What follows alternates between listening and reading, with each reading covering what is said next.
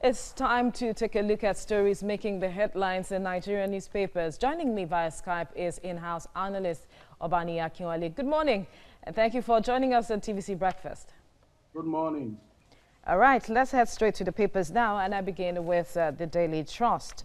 Easing COVID-19 restrictions, federal government reopens offices Monday. Banks, construction, manufacturing companies, others cleared for operation. CBN resumes dollar sales for SMEs, school fees. Airlines remain suspended, schools closed. Full economic activities in 6 weeks. Dispatches 50 trucks of grains to Kano. And then we move to the blueprint. Relief as government offices, banks resume work Monday. PTF commences gradual exit of COVID-19 lockdown. All right, we move to the Daily Times now. COVID-19, PTF unveils guidelines for easing of lockdown. To the leadership newspaper, hope rises as U.S. finds possible cure for COVID-19.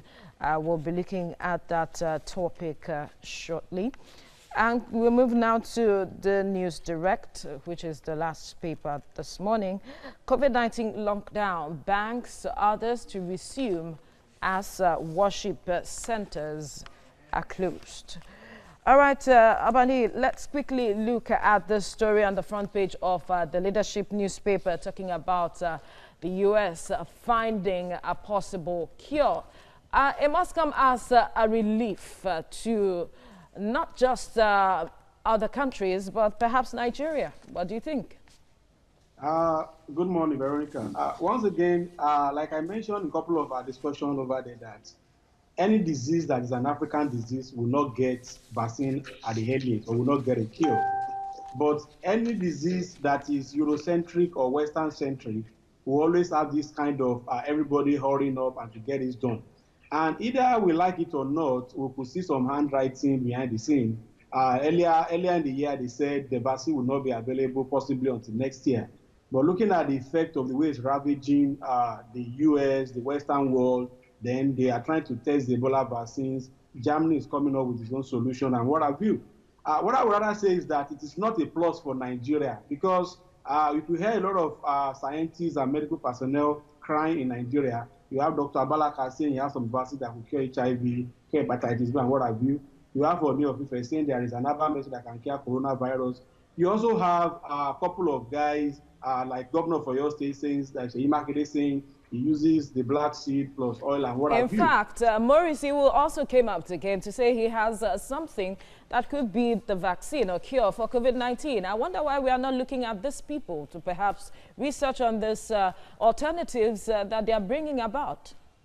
Yeah, as a student of mass communication, if you look at Joseph C. Clapper's law, says some kind of information has some kind of influence, some kind of people. And if you look at UNESCO as regards to the enslaving of Africa or westernization of information, why is it that at every point in time, Africa do not look at what is obtainable in Africa? Look at a country like Madagascar coming up with a solution to what will solve their problem. At what point do we begin to look inward and begin to believe in our capacity and in our human resources to provide locally made solutions? At what point do we continue to export our foreign forex? At what do we continue to deplete the limited resources we have? So for me, it is a good news that people could always have a cure for this rapid pandemic. But nevertheless, will this vaccine be available for poor man? Will they have the capacity to be able to get the vaccine at whatever rate? So you look at it, people living below poverty index. Will any vaccine from US, will it be free? So the question we need to ask ourselves is this. And I would rather suggest that rather than, yes, it's good that we have US as a solution to it, or Germany is trying to do their own clinical trial. But what is important is that we need to look inward. It's high time we subject our, we should not be looking for confirmation of validity from the Western world. It is high time we begin to validate whatever we do and beginning to believe in ourselves. I think this is very, very important. If you see what the model, let's take Senegal, for instance, that looked inward, like you have mentioned. It's, according to reports, based on the knowledge and experience from fighting Ebola, which we also did as a country, that we tackled head on, and even to a standstill, we became a model at the time. That is from that experience that they are drawing from to address this issue. I mean, we have had experiences. What is the challenge? Are the structures not in place? Don't we have the personnel like people are saying? Mm-hmm. So if you look at it, that you want to believe the school of thought that says that most African governments are lazy and they always want to leverage on the global fund. Outside that, earlier in the year, we're told that molecular testing is not accurate, it's not this. You need to wait for donkey hours to get tested. But when we saw that the disease is ravaging, now they begin to bring some RNA kits that can test under 45 minutes. You can walk in and test. So you ask yourself, if US is not hit the way the virus is hitting them, or the Western world are not having the same challenge, will they have allowed other methods of testing that are faster and easier and getting results? So if Senegal said this is working for them, I don't think Senegal is a member of ECOWAS, and there is what they call a peer review. I don't see any reason why we cannot sit down with Senegal. Like, what have you done right for less than $1 testing kit? How do we get this imported? But it amazes me that our head of Presidential Task Force says they are planning to import 20,000 vaccines from Madagascar, whereby our next door neighbor here in Senegal have people working and test with less than $1 kit. So if we have a population of 200 million, you and I know how much has been donated by the corporate organization and what have you. Is it too much for us to import from Senegal here 10 million kits, which is just closed door, or to tell us how they've been able to achieve it in their laboratory? It's the same Ebola that we went through that they are trying to use and see what they can do. So that if we have this testing capacity, because for me, this is a timing bomb for this country. Now we are relaxing curfew. The number keeps increasing every day. The testing capacity is just less than 100,000, and we have almost 2,000 people already infected. So you ask yourself, is it the right time for us to be celebrating, or for us to look at African-based solutions, cost-effective and very various solutions in order for us to combat this menace? You mentioned ECOWAS, and a lot of persons have been looking at their role at looking at how to tackle the pandemic in the bloc, and the president has, been placed in a position to, drive that in just recently. Perhaps what would you be expecting him to do now? Because you just mentioned Senegal being a part of ECOWAS. Do you think that perhaps he should be having those discussions at this point so that Nigeria could benefit? Just like every Big Brother show that we have watched, you discover that Big Brother gives instructions, but Big Brother doesn't partake in the whole activity. So the African bodies of ECOWAS has always seen us as Big Brother in terms of giving them relief, in terms of experimenting with our resources, our personnel. For me, making President Buhari champion of pandemic is just a mockery of ECOWAS as well. It is a country that has not tested up to 100,000. You have a country like Ghana that has done better work. They have done lockdown. Yes, you can say that entire Ghana is about 33 million as compared to Lagos, about 20 million. But nonetheless, what is the testing capacity in Ghana? What is the rate of infection in Ghana? How are they curtailing it in Ghana? What is death rate in Ghana? Making President Buhari, anytime there's a problem in Africa, President Buhari is always seen as the person that will use the limited resources we have to do a Big Brother show. At this point in time, I don't expect him to even contain that award. Lassa is ravaging us for years. None of the African countries is coming up. Now that it's now becoming a Pan-African issue, everybody is now saying Nigeria is the Big Brother. Come and waste your money on our research. Come and help our people. That's where I see it. And I think it's high time we begin to look at protectionism policies, whereby the government begin to look inward. Let us close our border. Let us deal with us as Nigerian first before we export ourselves to the entire world or to our neighboring Africa. When Chad was about to convert Boko Haram, they never consulted us. They did it as internal protocol. Now we are facing issues here. Let President Buhari or the government treat it as a Nigerian issue, give it a Nigerian face, rather than us waiting for global aid, trying to play Big Brother, playing to the gallery, and putting people's life at risk. Sincerely, between you and I will tell you that with the new lockdown, easing lockdown, I'm telling you, it's a time bomb. Looking at a state like Lagos, you ask yourself, if you are going to enter BRT, are you going to have your mask on? If you have it on, somebody sits by you. What about the seat? Where are they coming from? What about in the market? What about in the banks? These are issues that we need to put in place in such a way that will reduce this pandemic, rather than allow WHO initially foretell what that says Africa will be the epicenter for this virus, and we're almost going to the gallery. All right, Obaniyi Akinwale, let's leave the discussion here now. Thank you for speaking with us. It's time to take a look at stories making the headlines in Nigerian newspapers. Joining me via Skype is in-house analyst Obaniyi Akinwale. Thank you for joining us on TVC Breakfast. Good morning, Veronica. All right, let's begin with the Daily Trust.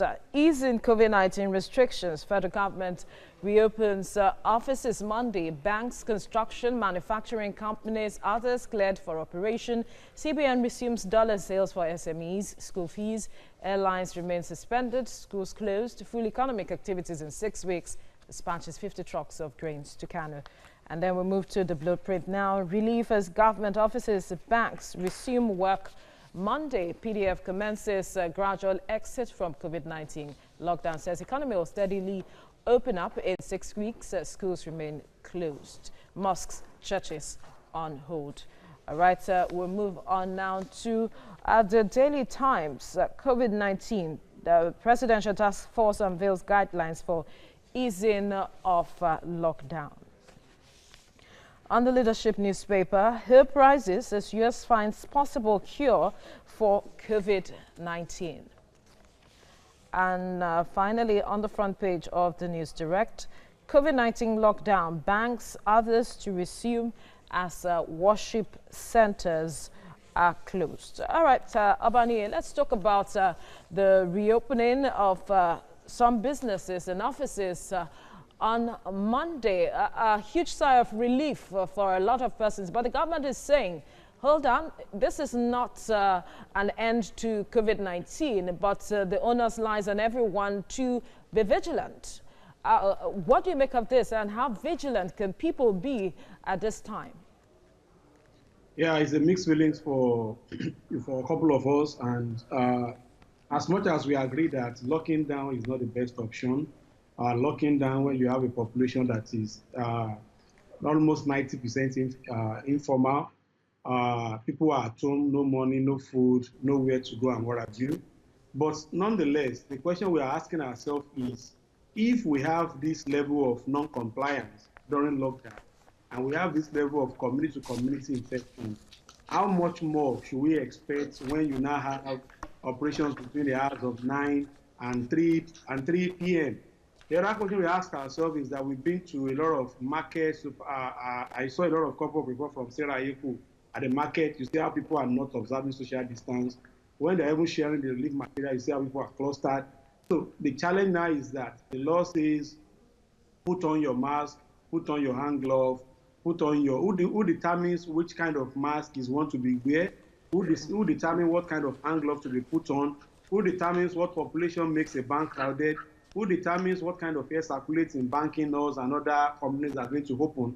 How are you going to ensure that we don't rub bodies on ourselves entering vehicles?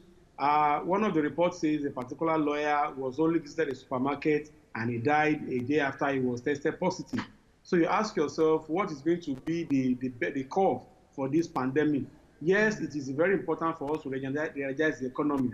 But like President Jonathan would say, he said, no life of Nigeria is worth his re-election.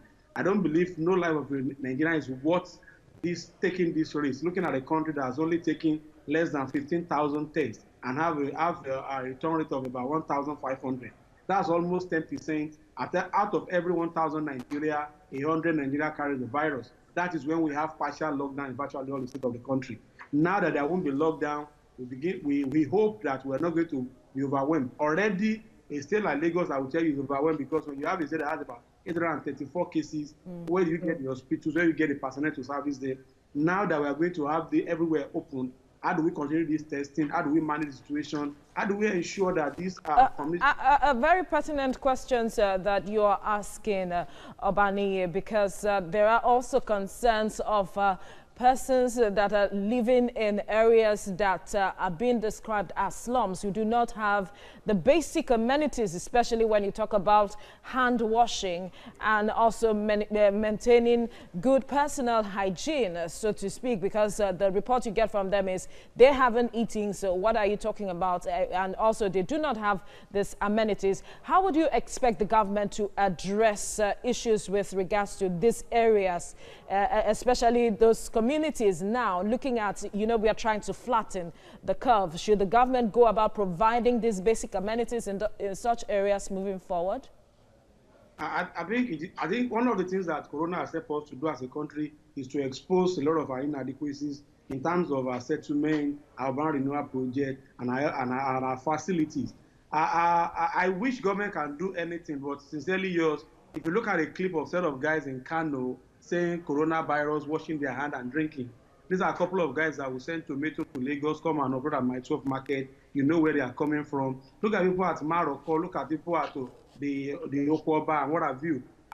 What is the kind of health facility available in those locations at the moment, and how do we ensure that this virus don't get to them? Looking at the riverine community, looking at how they are clustered, their belief system, their health system, their hygiene system. People live on water, defecate on the same water, drink the same water, and yet we are opening up them to come into society, to come and trade. We'll buy fish from them with the same fish, and a lot of risk is always involved. But like I know, as it's being called, the Lagos State Governor, the star boy, I hope very well that they have put all this into consideration and they will do their best. But like I would say, the best of Lagos State government or any government is not enough except the citizenry. It is high time all of us sit up because our life first. No, none of us, yes, we need to eat, we need to stay secure, we need to work and what have you. But it's only living that can work. It's only living that can eat. The moment people are in the hospital bed, they don't have money to take care of themselves, they have a lot of underlying elements, a lot of people have not gone to medical checkup for years, they don't even know what the issues are. So it is pretty difficult for government, but the pressure on government that people want government to open up, that a lot of people, I would say they are ready to die for the hunger, rather die of corona rather than dying of the hunger virus. But experience have shown us, like the Spanish flu, what happened when people clamor for this same thing. We're just hoping that what happened those years will not repeat itself in Nigeria. Now, let's look at perhaps the use of community communicators. Some reports are saying that perhaps the government is not making use of them as much as possible to, you know, drive home the essence or how dire this pandemic could be. What do you see the government, or what do you hope the government do from now on moving forward as we reopen businesses? With every sense of responsibility and humility. Like I mentioned a couple of weeks during my interview with Mike, I said we have lost our voice in the days of National Orientation Agency, MASA that do a lot of sensitization and what have you as it comes. I would just implore the Honorable Commissioner for Information and Culture, Alhaji Lai Mohammed, that they need to reinvigorate the National Orientation Agency. Their job is to go down the lane and get people information. We ask ourselves, do we have community communicators these days? I doubt if we have. So if we don't have them, it's pretty difficult to get down to community. But thank God for the age of liberalization of broadcasting, so which make it possible for everybody, even the man that rears animal in the bush, to have a transistor radio or have the incursion of internet, allow people to have mobile TVs and what have you. So what I will encourage government more is that government need to pour more positive information using the media. And again, government needs to be very, very direct and be intentional.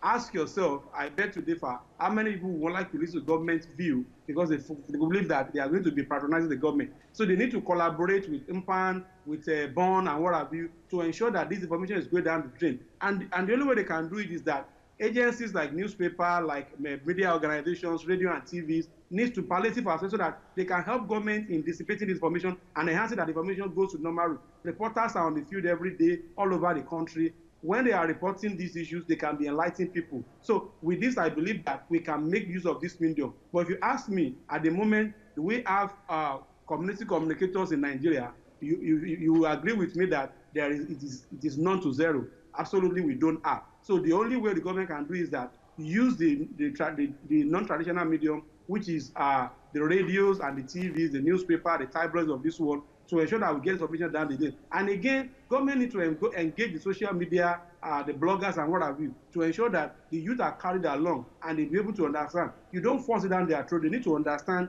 why they need to stay positive, why they need to stay hygienic, why they need to clean, why they need to ensure social distancing. What are the issues? A lot of government needs to start coming out now to tell people what are the things that we should expect and are we going to confront it. But what I've seen so far is that a problem comes, we always want to attack the problem rather than ensuring that we prevent the problem from happening. Prevention is always better than cure. All right, Obaniyi Akinwale, thank you for speaking with us.